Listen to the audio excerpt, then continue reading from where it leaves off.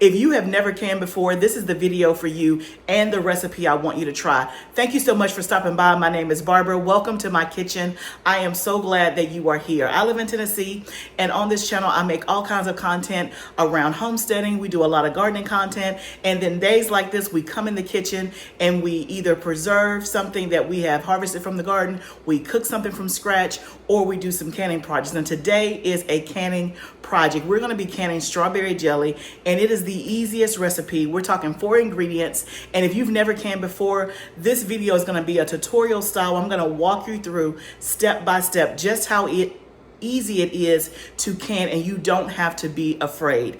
I've had many people come and tell me they want to learn how to can, but they're afraid. And a lot of times they're thinking about things blowing up, especially when it comes to pressure canning. They're worried about botulism. They're worried about all those things. And so in this video, I want to dispel some of those myths that could be hanging around your head and get you out of your seat into your kitchen and canning for the first time. So like I said, if you're new here, I'm glad that you're here. Please consider subscribing to my channel. We have a lot of fun around here. It's a great safe space and a great community. So we're gonna go ahead and get our strawberries going, and then I'm gonna come back and talk to you about canning and give you some education around canning and walk you through step by step what we're gonna do. But today we're making strawberry jam, and I have some strawberries that I bought from a local farmer's market in season. So I try to buy all of my fruit when it is in season, because that's when it's going to be at its peak, and that's when it's going to taste the absolute best. So I have some strawberries here.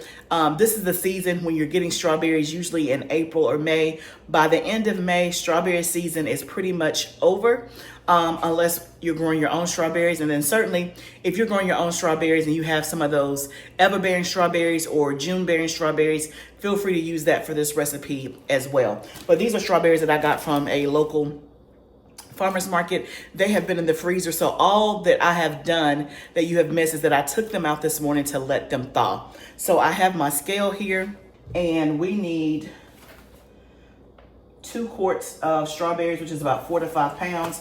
The recipe I'm using is in the Ball Blue Book, Preserving, the Guide to Preserving. As you can see, it is worn, it is tattered, because I use this all the time. And the recipe I'm using is on page 54. So I have my stainless steel bowl here. I'm gonna turn my scale on, and I have it tared out. And then let's get our strawberries in here and see how much we actually have. These strawberries smell so good. Y'all, we have been eating strawberries fresh. I have been eating them with oatmeal. I have been eating them just as part of my breakfast. I made some strawberry chia pudding, like all the things. Okay, so those 2 bags are about 2.9 pounds. Don't worry, we have more. And we want to get to about 5 pounds.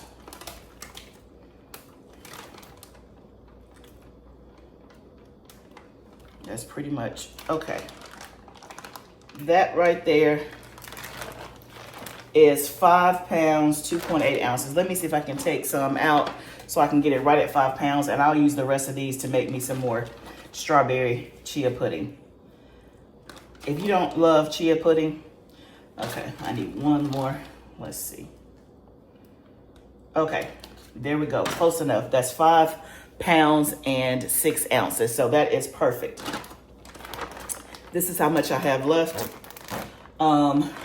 which we have been eating a ton, because I've bought 3 gallons of strawberries.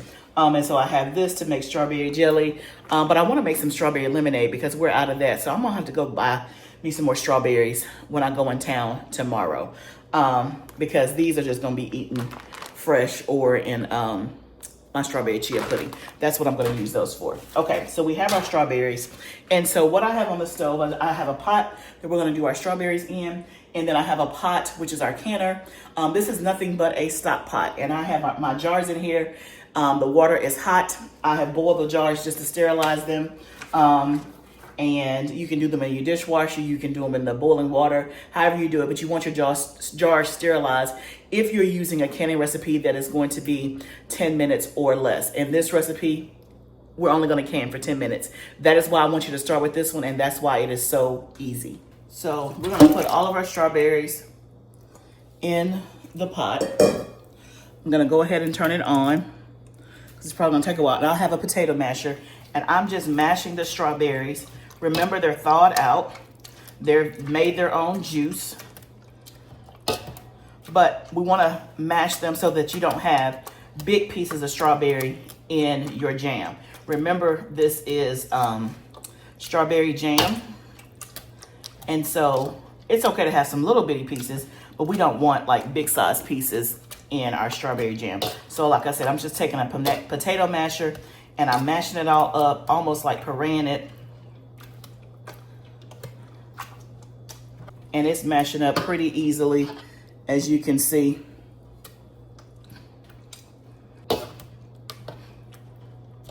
And the strawberries are gonna cook down some too. So this is just helping it so it doesn't have to break down so much during the cooking process.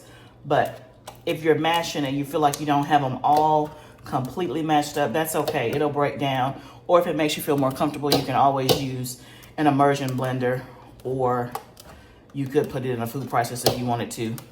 I don't do that because I'm okay with some pieces of strawberry coming through. But for the most part, it's gonna all cook down. I'm just getting the last few remaining pieces.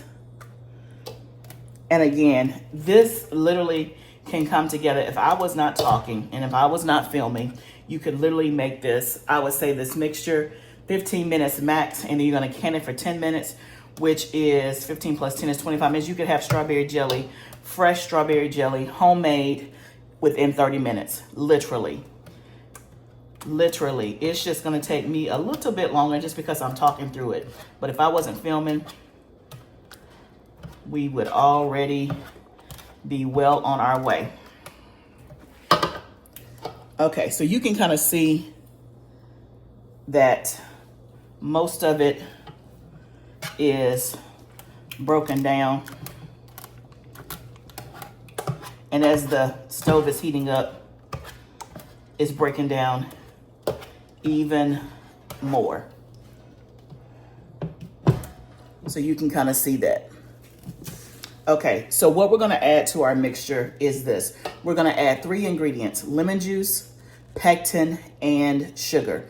That's it. So when you are buying jelly or jam from the grocery store, I want you, if you have some in your house right now, no judgment, but I want you to look at the back of the jar and look how many ingredients are in there. I guarantee you it is more than 4. And so this is something little you can buy the strawberries obviously from the grocery store. They taste better to me when you buy them in season from a local orchard or farmer or something like that. But you're gonna buy the strawberries and you're gonna add 3 more ingredients to it. And in 30 minutes, you can have your own homemade strawberry jelly. How simple is that? Okay, so let's go ahead and get our ingredients in here. And so I have everything already pre-measured out. So I am going to add in my pectin. This is 6 tablespoons of pectin. Pectin is gonna help it firm, or what they call set. And then we're gonna add in 7 cups of sugar. Again, I already have it measured out. That may sound like a lot, but remember, we're not just making one thing of jelly. We're making jars of jelly. And then we're gonna do 1/4 cup of lemon juice.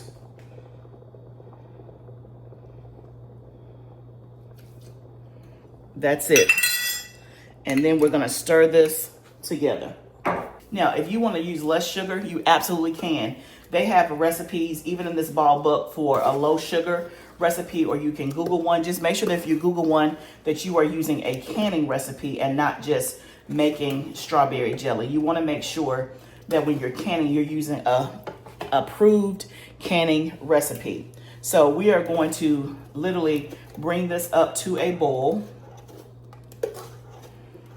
And that's gonna take a minute or so. So while I'm waiting for the strawberry mixture to come up to a boil, I'll go ahead and take my jars out of the canner. I let them boil so that they could be sterilized. And so now I'm taking them out just so that I'm ready for them when it's time to put the strawberry mixture into the jars. So one rule of canning is that you want to make sure that your temperatures are consistent. That means if you're going to put hot food into a jar, the jar needs to be hot. And if you're going to put it into the canner, the water in the canner needs to be hot. So hot jar, hot product, hot canner. There is another method called a cold or a raw pack, which means you are doing something that's not being heated or boiled. And so if you do that, then everything needs to be cold. So let's say you're doing a raw pack on pickles, meaning the mixture is not heated, it's cold or room temperature. That means that if your pickle jar is room temperature, the product in the pickle jar needs to be room temperature, and your canner with the water needs to be room temperature. So just always remember the temperature needs to stay consistent, okay? And again, if you follow an approved recipe, it is going to have you doing it the right way. So I get my jars out, I get my lids out and my rings. I also sterilize the lids and the rings. Again, anything that's going to be pressure can 10 minutes or less, you want to make sure that you sterilize. This can also be run through your dishwasher on the sanitation cycle as well. I've done it both ways. I keep stirring the mixture, and what we're looking for is we want the mixture to come up to a rolling boil. And so while that's still taking its time, I'm getting my lids out. These are 4 jars lids. These are really the only lids that I prefer to use. I do have a discount code for 4 jars in my description box if you're interested. Those lids I've had the best success with in terms of no failure and making sure that my product seals. Okay, so you saw me getting the jars out of the canner, and we're all set up and we're ready to go. What we're waiting on is for this to come to a boil, and you want it to come to a vigorous rolling boil that you cannot stir away, and you're gonna let that happen for a minute. We're not there yet. I do have my spoon where I keep stirring it. It's almost there, and the strawberries are continuing to break down. So while we're waiting for that to come to a boil, let us recap what we've done so far, because again, I want this to be a very slow, methodical process. So if you're canning for the first time, what do you actually need? So what we're doing is a water bath canning recipe, not a pressure canning recipe. So when you pressure can, you're going to do things that are low acid foods like meats and beans and things like that. When you are canning high acid foods, your fruits, your pickles and things like that, you're going to do a water bath canning method. And so that's what we have here. And so you don't need necessarily a pot called a water bath canner. You just need a stock pot, which most of you probably already have in your cabinets. And it needs to be at least 21 quarts or above so that you have enough water to hold. The water has to be an inch over the jars. So what we've done so far is we got strawberries, so you can buy those from your local market, you can buy them from the grocery store, or you can grow them, okay? So you're gonna use strawberries.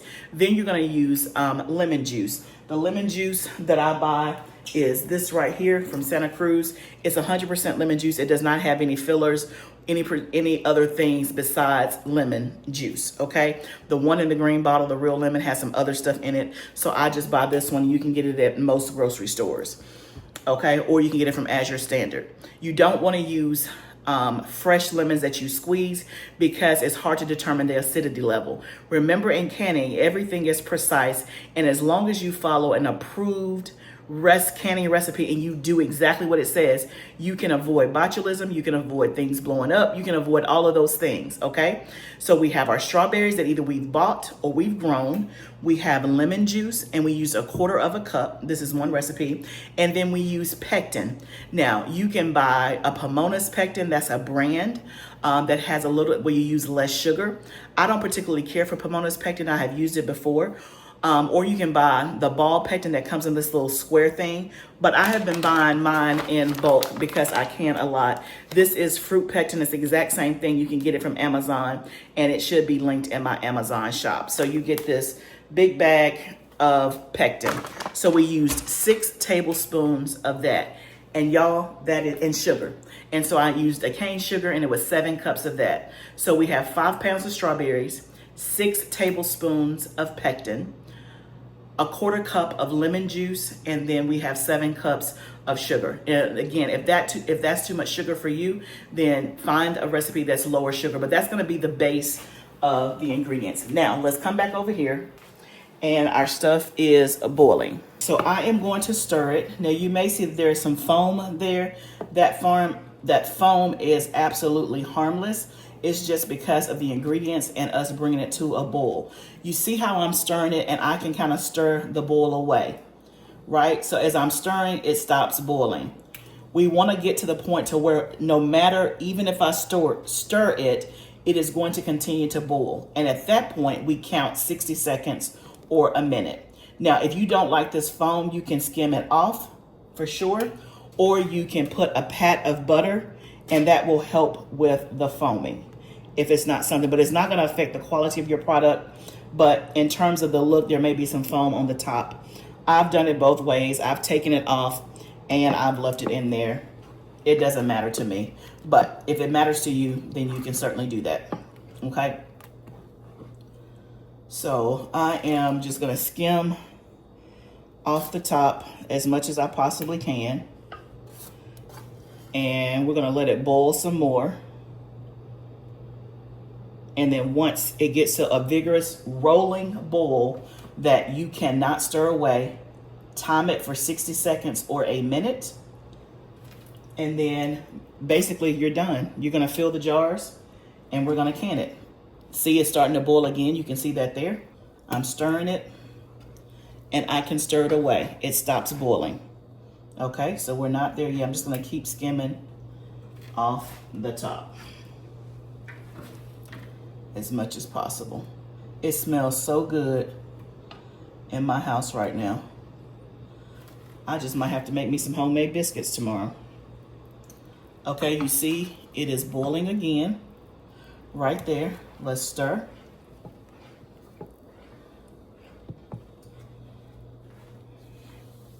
So we're going to give it a few more minutes and let it come back up to a boil. And eventually you'll be able to see that we won't be able to stir it away. Now let me talk to you about the purpose of each ingredient as well. So obviously the strawberries we're making strawberry jam, so we got to have that. The lemon juice is to help with the acidity level because we are canning it. If we were just making it just one jar and just to serve to our family, we would not have to use the lemon juice. The sugar is to give it some sweetness, and then the pectin is to help it set. Now, strawberries have some pectin in there to where there are some recipes that you don't even use pectin, and it may set on its own. But I like to use pectin because I like for mine to be set. Now it's boiling again. Let's try to stir and see if we can stir it away. And we can. Okay, so now it's boiling. And you can see that I'm boiling, but it is still, I'm stirring, but it's still boiling. So I'm gonna set my timer for 1 minute, 60 seconds. And I'm just going to keep stirring. You can see that I'm stirring and it is still boiling. You wanna just keep stirring it constantly. That's gonna help that pectin to activate and get it to set. And so what I mean by setting is that you want your jam to be firm and not runny. You don't want to make strawberry syrup. You're making strawberry jam. So I just keep stirring and you can see that it's continuing to boil versus before when we were stirring, it was not boiling. It would stop boiling when I would stir it. So again, we have 9 more seconds left.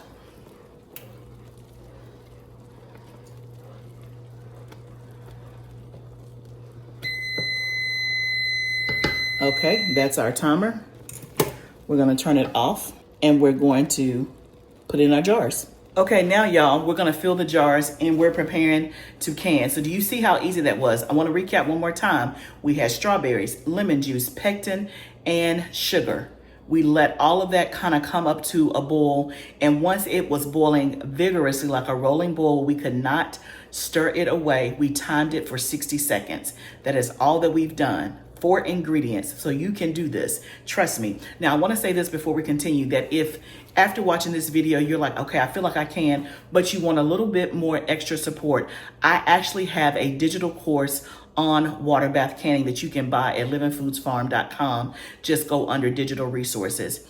In that purchase, you're going to get a digital download. You're going to get a replay of me teaching this as a class for 2 hours. And I go step by step by step, even more so. And then you also get a digital workbook that is going to give you a checklist. And so if nothing else, you can just print out that checklist and have it with you when it's time to can. It tells you what supplies you need, all the things, and it gives you a step-by-step on what to do, okay? And so if you feel like you need some extra support and you want to be able to lean on that and have a resource at your fingertips, I highly encourage you to get that digital canning class. And I think it's like $40 or $45 in the shop, but you get like a 60-page digital workbook that has all of the information that you could possibly want. And it has a 2-hour class of me teaching water bath canning, okay? So now we're gonna get our jars ready. So at this step, this is what you need. You need jars, you need your lids and your rings. And I have those in some hot water, and that's just to sterilize the rings and the lids, okay? And then I have a bowl of water here, and I have a paper towel to wipe the rim on my lids. You're gonna see me do that. You need a funnel. You need something to put your mixture into your jar. I have this canning ladle. It does not have to be a canning ladle. That's just what I like and what I use. And so let's just do the first one. I'm using pint-sized jars because that's how we consume jelly, and that's usually how you buy it. Excuse me, a half pint. I don't usually can it in pint-sized jars. And so I'm going to ladle this in. It smells so good and looks so good.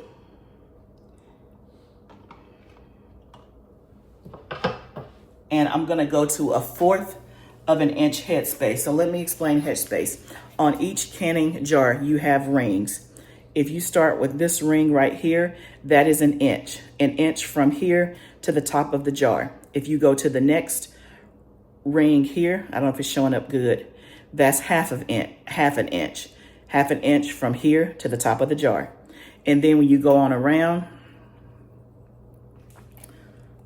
okay, this was the inch, this is the half an inch, the one in the middle. Then the one at the top is a 1/4 of an inch. That just means this is a 1/4 of an inch from this ridge to the top, okay? It's important that you understand head spacing because every recipe, it's gonna tell you what the head spacing is. You don't have to guess. The recipe will tell you, but you need to know how to measure the head space, okay? There are head space tools that look like this, but I just go by the rings on the jar. So the bottom ring is an inch, the middle ring is a half an inch, the top ring or ridge is a 1/4 of an inch.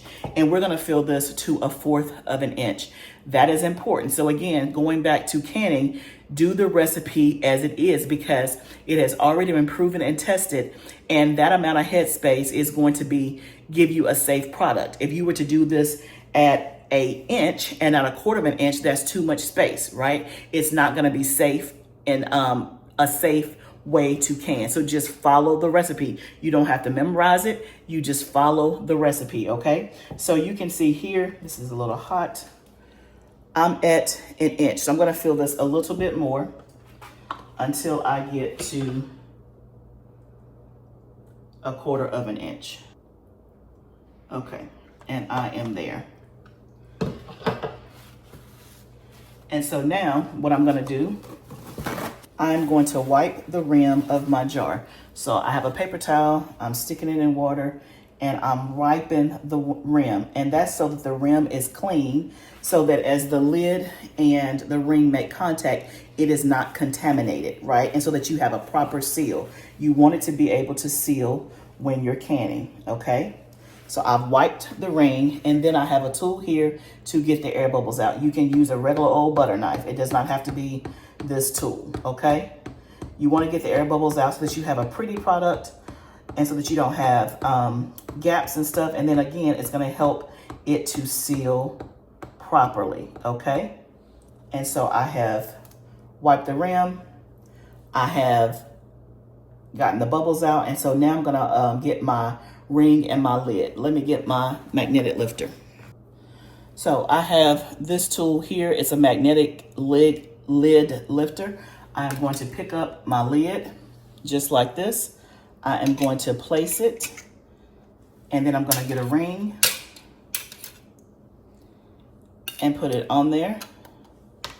And then I'm going to tighten it to fingertip tight. That means you get it on there and you one turn, one click. You don't want to crank it down. So fingertip tight just means put it on there, and when you start to feel the tension, just one more half a turn. Now, just like that, that jar is ready for the canner. Y'all, that's it. The canner's gonna do the rest. We're gonna can it for 10 minutes. So that is it right there. That is strawberry jelly. So I'm gonna take it and put it in the canner. Let's do one more together. So I'm going to get my mixture.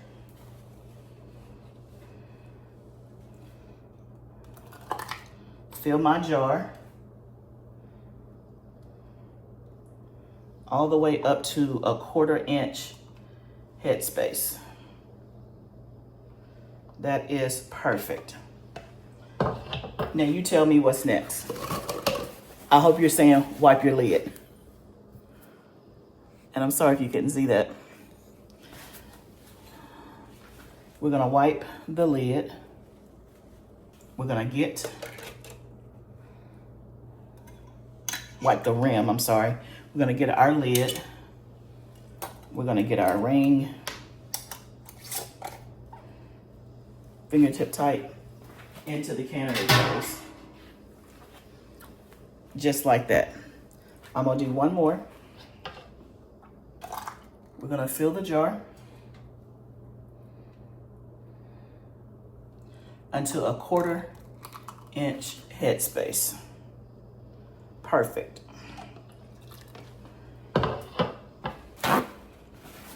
We're going to wipe our rim. I just dab it with some water.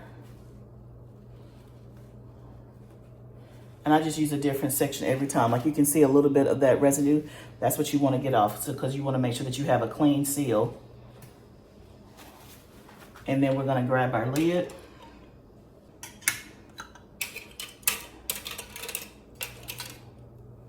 Our ring. Ready for the canner. So we just did 3 together. So I'm gonna time lapse the rest of this and get them all ready for the canner, and let's see how many jars we get.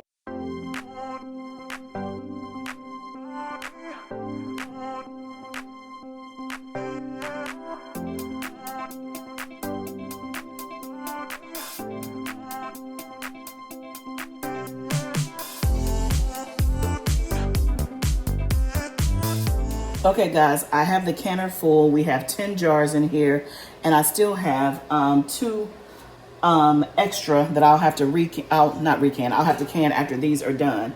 So what I have here is a canning rack. You do need a canning rack. I am going to lower the canning rack, as you can see here. And you want to make sure there is 1 to 2 inches of water above your canning jars when you're water bath canning. And it is 1 or 2 inches above. You want to make sure that when you lower it, you have 1 to 2 inches of water above the canning jar when you lower it in there. And you want to bring this up to a boiling temperature, and then that's when you're going to start your time. So I have 1 to 2 inches of water covering the top of the jars. And so I am going to put the lid on and bring it to a boil.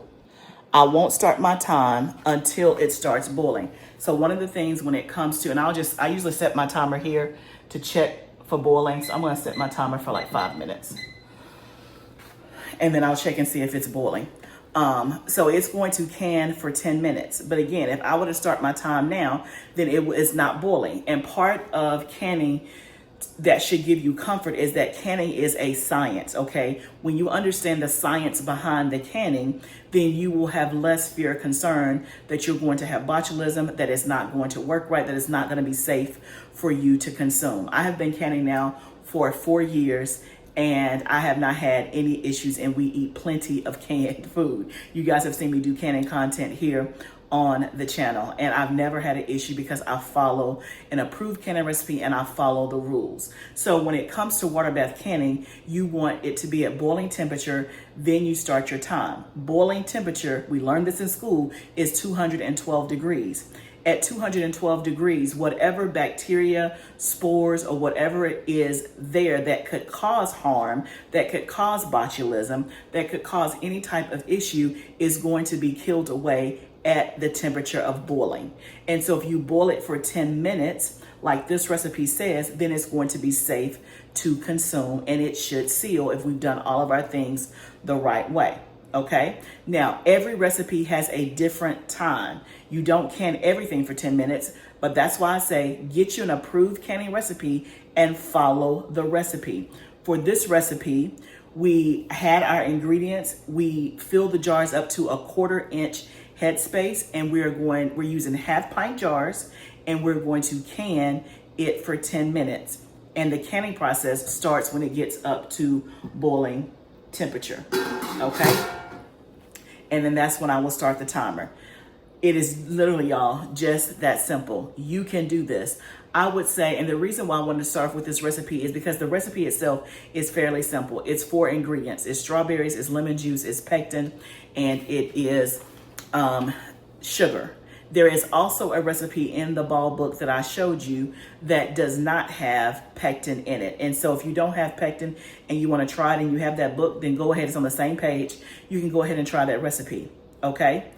Worst case scenario. Okay. Worst case scenario. If you do it and you're just like, oh my goodness, I just don't know if I can do the canning part, then you're just going to have your 10 jars of jelly that you can put in your refrigerator to eat, but you're going to have to eat them pretty fast, right? You're not going to be able to let them sit in there for a year like you would on a shelf. Now, if you want to do 10 jars of strawberry jelly without canning it and give it to your friends, so be it, right? But I would encourage you to try this recipe. This recipe made 10 1/2 pints, okay? According to the ball book, it makes between 7 to 8. But again, I think because mine had already thawed out, and again, my strawberries were big, you know, it's hard to estimate the size of the strawberries and how much it's going to make. So the recipe said about 8 1/2 pint jars. Mine ended up making 12, okay? Which is fine. The more the better. The more the better. But just keep that in mind because your strawberries may be smaller. And so you may say, well, I only got 8 1/2 pints, and she got 12. It just could be my strawberries were bigger than yours. That's all it could mean. It's nothing to be concerned about. So it's not boiling yet. So once it starts boiling, I'm going to set my timer for 10 minutes. After the 10 minutes is up, I'm going to turn the stove off. I am going to let the jars sit in there for 5 minutes to cool down. So I set my timer again for 5 minutes. I take the jars out then, and I am done. I am complete. So I'll have a towel here to put my canning jars on, and I will let them sit there for 24 hours. After 24 hours, I will check the seal to make sure that it is sealed. After it's sealed, then it goes on my pantry shelf just like that. And we have homemade strawberry jam that was used with strawberries at the peak and ripest of the season, and it's gonna taste amazing. Imagine having you some hot biscuits in December with this homemade strawberry jelly that tastes like literally you just picked the strawberries. There is no comparison, okay? There is no comparison. So at this point in the video, I want you to reflect on what we've done, and I want you to put down at this point in the video what your questions are, what are your concerns, and what are you still worried about. Put it down in the comments right now. We're gonna let this come up to a boil, but if you just wanna be on the safe side, then just get you a thermometer. So if I use my thermometer and put it in here, it says we're almost there. So I'll give it a minute or so. It says it went away that fast. It says we're at 204. So you could always use your thermometer. I have this thermo pen, which is an instant read thermometer. Can you guys see that? I don't know if it's showing up. Hold on, let me get it all the way. So 2:05, so we'll give it another minute or so. Okay, guys, it is boiling, so we're gonna start our timer for 10 minutes, and I'll meet you back. It boiled for 10 minutes, and then I let it sit in the canner with the lid off for 5 minutes just to cool down just a bit, and now we're gonna take them out. Okay, guys, the timer just went off, so we can now take our jars out of the canner. I have one of these. This is a jar lifter, and again, this will help you get the jars out of there. We're gonna lift our canning rack up. And of course, this is very hot.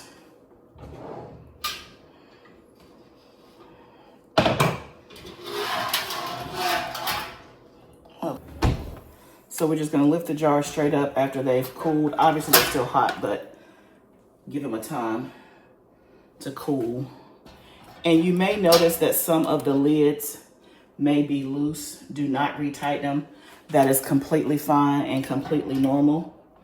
You also may start to hear a popping sound that'll let you know that it's sealed. If you don't hear the popping sound, don't be concerned, because we're gonna check the seal after 24 hours. So these will just sit on my counter undisturbed for 24 hours.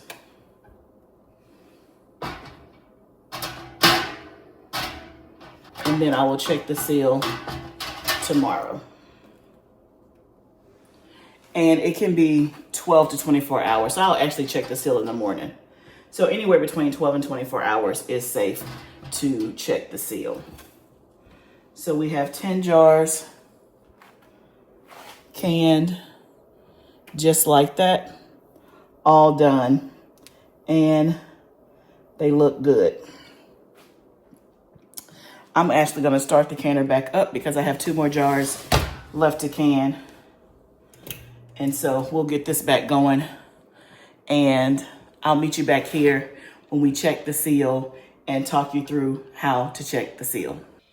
Okay, guys, it's actually been about a day and a half since we last canned, but you can check your seal as soon as 12 hours after. And so most books say between 12 and 24 hours. Of course, you can let it go longer than that, but you want to check your seal just to make sure that everything is good. So let me show you a couple of ways of how to check your seal. So this is hard to show, but what you can do is look across your jars, and it should be completely flat. Now, it's hard to see on camera, but if it was not sealed, it would have like a little bit of a hump. Now, that is a visual test to kind of just look and see, but that's a cursory way to check your seal. Here is how a good way to check your seal. So just take the lid, or excuse me, the ring off, and maybe I can show you here, like that is smooth, 100% smooth. But another way to check is for me to just hold it just like this. If that lid was not sealed, it would pop off 100%. So that tells me it is sealed. So one of the things I do is that I go ahead and I take off my rings off of every jar, and I store them without the rings. The reason why you do that is, one, the ring doesn't have to be on there, but also if you're having some type of issue with mold or things not looking right, you can see it right away and it's not covered up by the ring. And so I always just store mine without the ring. But as I'm checking the seal, I take the rings off.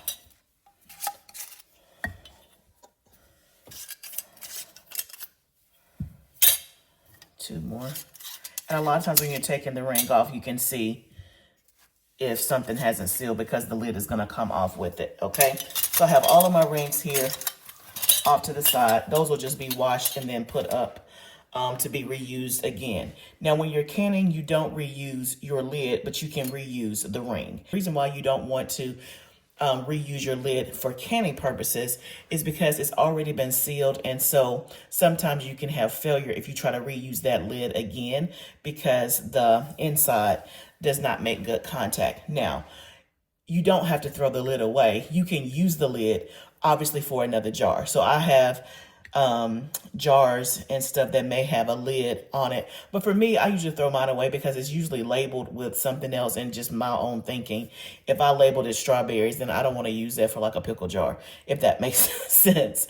But you can if you wanted to, and you can just cross it out. If that doesn't mess with your brain, then by all means, go ahead.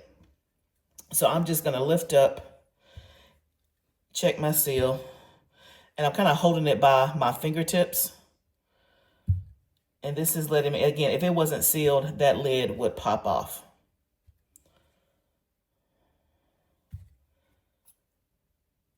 And if I didn't mention before, the lids that I prefer to use are 4 jars lids. You can see that. I have had, okay, this is a perfect example. This is one that did not seal. So as soon as great example, I'm glad that happened. So as soon as I tried to lift it up, it did not seal, right? Perfect. Okay. And so I'm glad that I had one, and I kind of did this on purpose because I wanted you to be able to see what to do. And I know exactly which jar that is, but let's finish testing these. That one,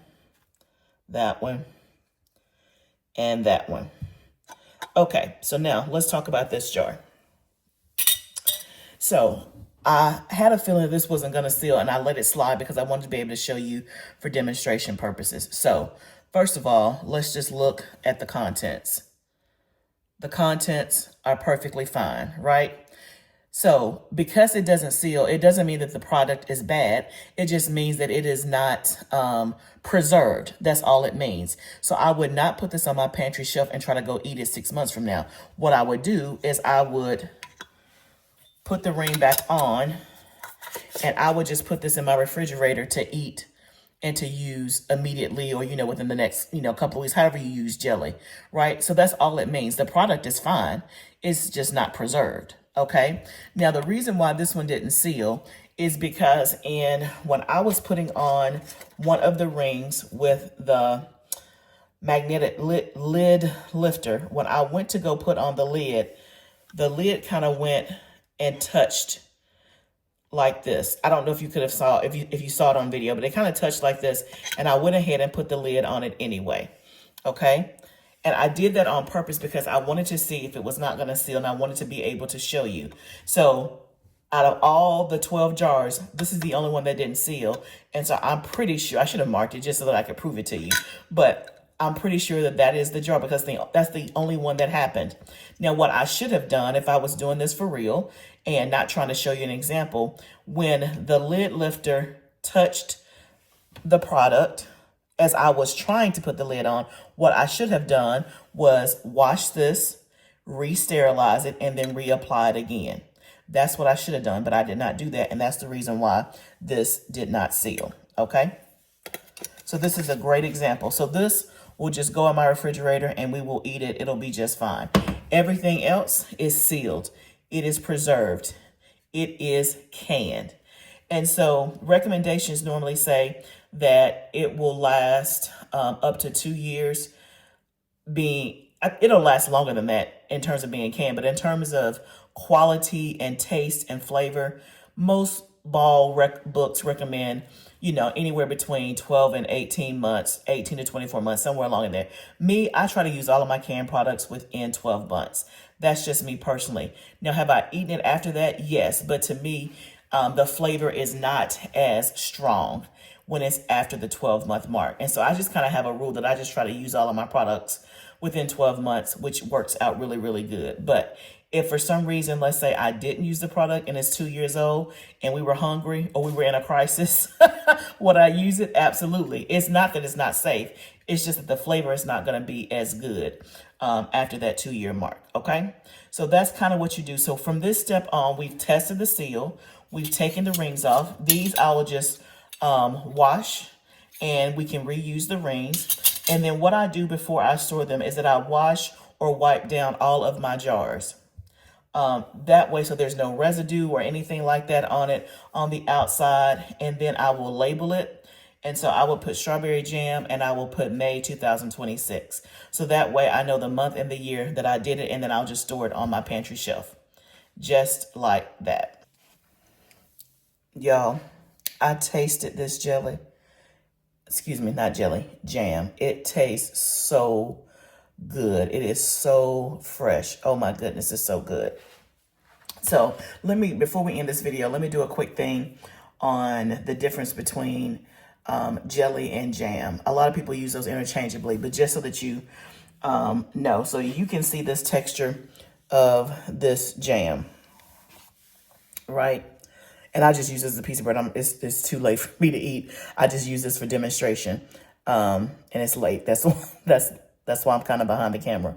But you can see the consistency of this. When you are making jam, you're still going to have kind of like a puree or chunks of the fruit because you're using pureed fruit. Jelly is made from juice. And so when you have jelly, if you had it in a jar, it's going to be solid, almost like a solid mass when it's jelly. So if you go to the grocery store and you buy jelly versus jam, you should know that. But a lot of people don't know and use those terms interchangeably. But when you're canning, you know, if you're using pureed fruit, it's a jam. If you're using juice, it's jelly. So for example, if I wanted to make apple jelly, I would use apple juice.